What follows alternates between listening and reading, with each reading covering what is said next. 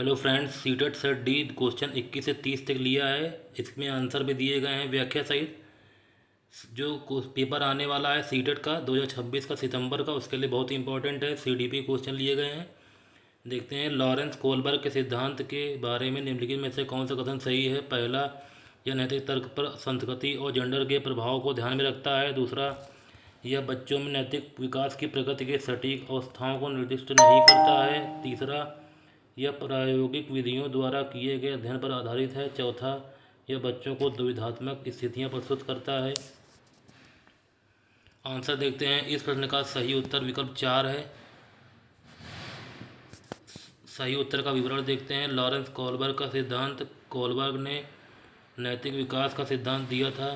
दुविधात्मक स्थितियां, उन्होंने बच्चों के सामने काल्पनिक नैतिक दुविधाएं प्रस्तुत की थीं, जैसे प्रसिद्ध हाइंज की दुविधा या हेंज डिलेमा। इन दुविधाओं पर बच्चों के विचारों और तर्कों का विश्लेषण करके ही उन्होंने नैतिक विकास के विभिन्न चरणों को निर्धारित किया था।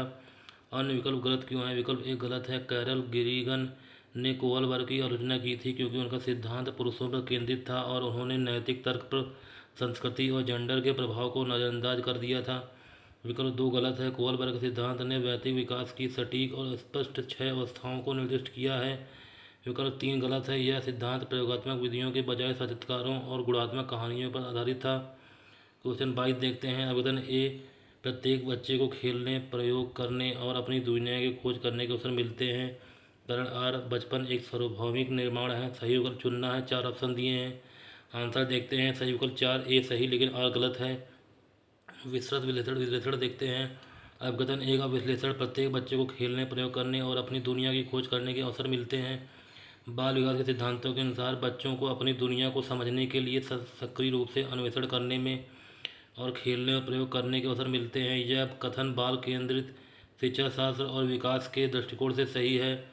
कारण आर का विश्लेषण, बचपन एक सार्वभौमिक निर्माण है।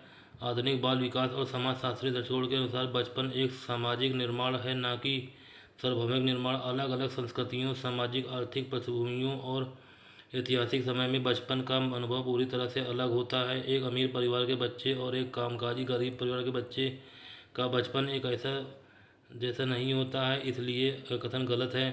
इसका चूंकि अवगतन ए सत्य है और कारण आर असत्य है, इसलिए विकल्प 4 सही है। क्वेश्चन 23 देखते हैं। निम्न में से कौन सा एक ऐसे प्रश्न का उदाहरण है जो विवेचनात्मक सोच को बढ़ावा देता है। पहला, द्वितीय विश्व युद्ध के दौरान जर्मनी के नेता कौन थे? दूसरा, द्वितीय विश्व युद्ध किस वर्ष समाप्त हुआ था? तीसरा, द्वितीय विश्व युद्ध के कौन से देश प्रत्यक्ष रूप से शामिल थे? चौथा, द्वितीय विश्व युद्ध के फैलने में किन कारणों का योगदान था? आंसर 23 देखते। सही विकल्प उत्तर 4 है। सही विकल्प 4, द्वितीय विश्व युद्ध के फैलने में निम्न कारणों का योगदान था।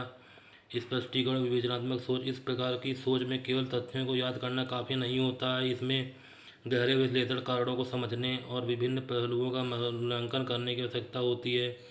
विकल्प 4 क्यों सही है? यह प्रश्न छात्रों को युद्ध के पीछे के सामाजिक, आर्थिक और राजनीतिक कारणों जैसे वर्साय की संधि, राष्ट्रवाद, आर्थिक मंदी आदि का विश्लेषण करने के लिए प्रेरित करता है। इसका कोई सीधा उत्तर नहीं है जिससे सृजनात्मक और विश्लेषणात्मक सोच को बढ़ावा मिलता है।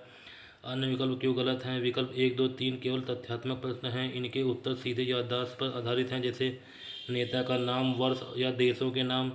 इनसे विवेचनात्मक सोच को बढ़ावा नहीं मिलता है। क्वेश्चन 24 देखते हैं। उन बच्चों को जिन्हें दृष्टिबाधिता है, उन्हें शामिल करते समय शिक्षक को खालिस्तान का उपयोग करना चाहिए। जो खालिस्तान, तो 4 ऑप्शन दिए हैं, इसमें आंसर 2 सही है। सेकंड वाला, ब्रेल एक स्पर्श प्रणाली है। सही वाक्य देखते हैं। उन बच्चों को जिन्हें दृष्टिबाधिता है, उन्हें शामिल करते समय शिक्षकों को ब्रेल का उपयोग करना चाहिए, जो एक स्पर्श प्रणाली है। स्पष्टीकरण, दृष्टिबाधिता, जो बच्चे देख नहीं सकते हैं, जिन्हें देखने में कठिनाई होती है, उन्हें पढ़ने लिखने के लिए अक्षरों को छूकर महसूस करने की आवश्यकता होती है। ब्रेल, उभरे हुए बिंदुओं की ऐसी प्रणाली जिसे दृष्टिबाधित व्यक्ति अपनी उंगलियों से छूकर स्पर्श करके पढ़ते हैं, इसलिए इसे एक स्पर्श प्रणाली कहा जाता है। अन्य विकल्प जैसे श्रवण तंत्र या आवृत्ति संग्राहक संरचना उपकरण मुख्य रूप से सुनने से संबंधित होते हैं, जो इस संदर्भ में ब्रेल के लिए सही नहीं है।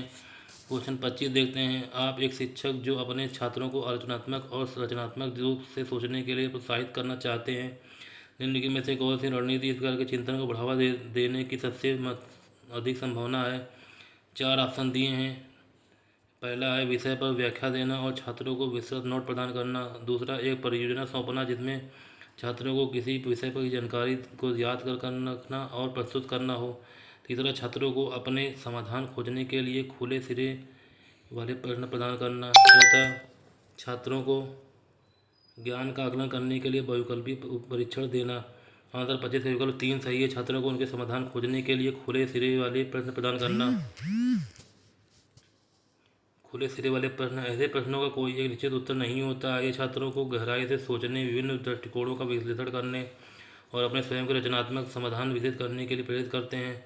यह रणनीति आलोचनात्मक और रचनात्मक चिंतन का सबसे अधिक बढ़ावा देती है। अन्य विकल्प सही क्यों नहीं है, देखते हैं। विकल्प 1 व्याख्या देना और विस्तृत नोट्स प्रदान करना। यह एक शिक्षण केंद्रित विधि है। इसमें छात्र केवल निष्क्रिय रूप से जानकारी प्राप्त करते हैं, जिससे स्वतंत्र सोच का विकास नहीं होता है। विकल्प 2 देखते हैं। जानकारी को याद रखना और प्रस्तुत करना। यह रटने की प्रवृत्ति को बढ़ावा देता है। याद रखने में रचनात्मक और आलोचनात्मक दोनों सोच विकसित नहीं होती है। विकल्प 4 बहुकल्पीय परीक्षण देना। बहुकल्पीय प्रश्न आमतौर पर केवल तथ्यों को याद रखने या सीमित ज्ञान का आकलन करने के लिए होते हैं। ये छात्रों को नए विचारों को खोजने की स्वतंत्रता नहीं देते हैं। क्वेश्चन 26 देखते हैं। निम्न में से कौन विद्यार्थियों के सीखने के लिए आकलन का एक उदाहरण है। पहला, एक परियोजना की शुरुआत में छात्रों को दिया गया रूब्रिक या रेखांकित करते हुए उन्हें एक निश्चित ग्रेड प्रदान करने के लिए क्या करना चाहिए। दूसरा, एक अंतिम परीक्षा जिसमें पूरे सत्र में सीखी गई सभी सामग्री शामिल होती हैं। तीसरा, पूर्व ज्ञान की जांच के लिए कक्षा की शुरुआत में एक प्रश्नोत्तरी और विचार मंथन। चौथा, देश भर के छात्रों की तुलना करने के लिए एक मानकीकृत परीक्षण। आंसर 26 देखते हैं। इस प्रश्न का सही उत्तर विकल्प 3 है। सही उत्तर का विश्लेषण। सही विकल्प 3 पूर्व ज्ञान की जांच के लिए कक्षा की शुरुआत में एक प्रश्नोत्तरी और विचार मंथन। इसका कारण क्या है। सीखने के लिए आकलन या शिक्षण संगम प्रक्रिया के दौरान होता है। इसका मुख्य उद्देश्य छात्रों की वर्तमान समझ, कमियों और पूर्व ज्ञान को जानकर शिक्षकों को बेहतर बनाना है। कक्षा की शुरुआत में प्रश्नोत्तरी और विचार मंथन करने से शिक्षक को यह पता चलता है कि बच्चों को पहले से कितना आता है, ताकि वे आगे की पढ़ाई को अनुसार ढाल सके। अन्य विकल्प गलत क्यों है। विकल्प 1 गलत है। यह ग्रेड प्राप्त करने की ओर अधिक झुका हुआ है, जहां छात्रों को केवल एक निश्चित परिणाम तक पहुंचने में के मापदंड बताए जा रहे हैं।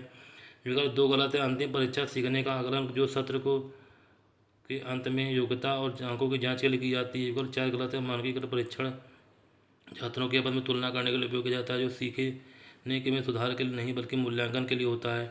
क्वेश्चन 27 देखते हैं। संविधान ए दिया लड़कों की तुलना में लड़कियों में सामाजिक और सांस्कृतिक कारकों में से अधिक प्रभावित होने की जन्मजात प्रवृत्ति होती है। कारण आ लड़कियां आनुवंशिक रूप से लड़कों की तुलना में अधिक संवेदनशील और भावनात्मक रूप से कमजोर होती हैं, जिसके कारण उनकी सामाजिक अपेक्षाओं के अनुरूप होने की संभावना अधिक हो जाती है। सही विकल्प देखते हैं। 4 ऑप्शन दिए हैं। इसका 27वां का पहला सही है। ए और आर दोनों गलत हैं। प्रश्न का विश्लेषण स्पष्टीकरण देते हैं। अब कथन ए लड़कों की तुलना में लड़कियों में सामाजिक और सांस्कृतिक कारकों की से अधिक प्रभावित होने की जन्मजात प्रवृत्ति होती है। इसका गलत है। किसी भी लिंग में सामाजिक और सांस्कृतिक कारकों से प्रभावित होने को जन्मजात या आनुवंशिक प्रवृत्ति नहीं होती है। सामाजिक और सांस्कृतिक प्रभाव पर्यावरण, परिवेश और सामाजिक अर्थ की प्रक्रिया पर निर्भर करते हैं, न कि जन्मजात जैविक संरचना पर। कारण आर देखते हैं। लड़कियां आनुवंशिक रूप से लड़कों की तुलना में अधिक संवेदनशील और भावनात्मक रूप से कमजोर होती हैं, जिसके कारण उनकी सामाजिक अपेक्षाओं के अनुरूप होने की संभावना अधिक हो जाती है। यह गलत है, क्योंकि वह कथन पूरी तरह से लैंगिक रूढ़वादिता है। विज्ञान और मनोविज्ञान के अनुसार लड़कियां आनुवंशिक रूप से लड़कों से अधिक संवेदनशील और भावनात्मक रूप से कमजोर नहीं होती हैं। भावनाएं और संवेदनशीलता व्यक्तिगत भावना, स्वभाव और सामाजिक परिवेश से आकर लेती है, आनुवंशिकी से नहीं। निष्कर्ष ए और आर दोनों गलत हैं। वैज्ञानिक और मनोवैज्ञानिक छोड़ से गलत हैं, इसलिए सही नहीं है। विकल्प 1 सही है।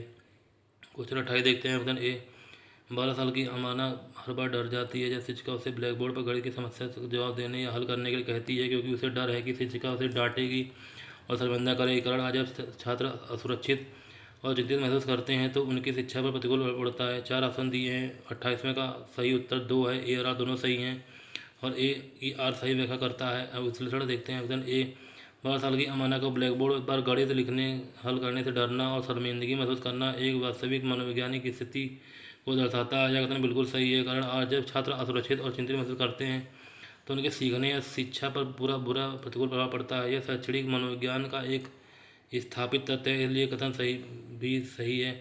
व्याख्या अमाना के डर और चिंता के कारण उसकी शिक्षा प्रभावित हो रही है, जो सीधे तौर पर आर में दी गई बातों को साबित करता है, था आर ने की सही व्याख्या करता है। क्वेश्चन उत्तर देते हैं। शिक्षिका छात्रों को उनके पूर्व ज्ञान को कई नई संकल्पनाओं से जोड़ने के अवसर प्रदान करने, अपनी कक्षा में सार्थक सीखने व विवेचनात्मक सोच को समझ बनानी चाहती है। निम्नलिखित में से कौन सी शिक्षण रणनीति सबसे प्रभावी होगी? पहला, छात्रों को नई सामग्री से संबंधित कार्य को पूरा करने के तरीके के बारे में चरण दर चरण मार्गदर्शिका प्रदान करना। दूसरा, नई सामग्री पर व्याख्या देना और छात्रों को याद करने के लिए महत्वपूर्ण शब्दों की सूची बनाना। तीसरा, विद्यार्थियों को पाठ्यपुस्तक के अध्यापन के पढ़ने और अंत में प्रश्नों को उत्तर देने के लिए कहना। चौथा, छात्रों में नई सामग्री से संबंधित अपने स्वयं के अनुभव साझा करने के लिए कहना और फिर उन्हें विषय से जोड़ना। तो देखते हैं, इस प्रश्न का सही उत्तर 4 है।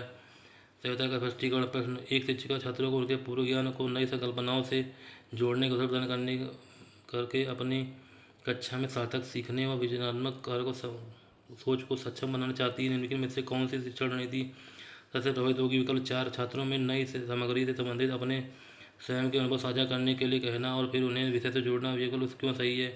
पूर्व ज्ञान से जुड़ा जब छात्र स्वयं के व्यक्तिगत अनुभव से जुड़ते हैं तो सक्रिय रूप से पुराने ज्ञान को टटोलते हैं। सार्थक अधिगम नया विषय पढ़ाने से पहले उस बच्चे के वास्तविक जीवन के अनुभवों से जोड़ने की समझ गहरी और स्थायी बनाती है।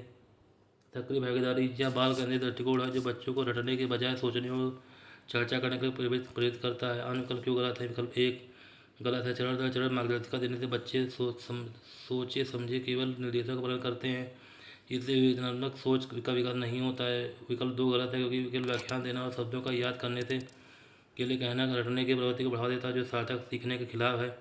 विकल्प 3 गलत है क्योंकि पाठ्यपुस्तक को पढ़कर केवल आंतर में दिए गए प्रश्नों को उत्तर लिखना एक निष्क्रिय तरीका है, यह पूर्व ज्ञान को सक्रिय नहीं करता है। क्वेश्चन 30 देखते हैं।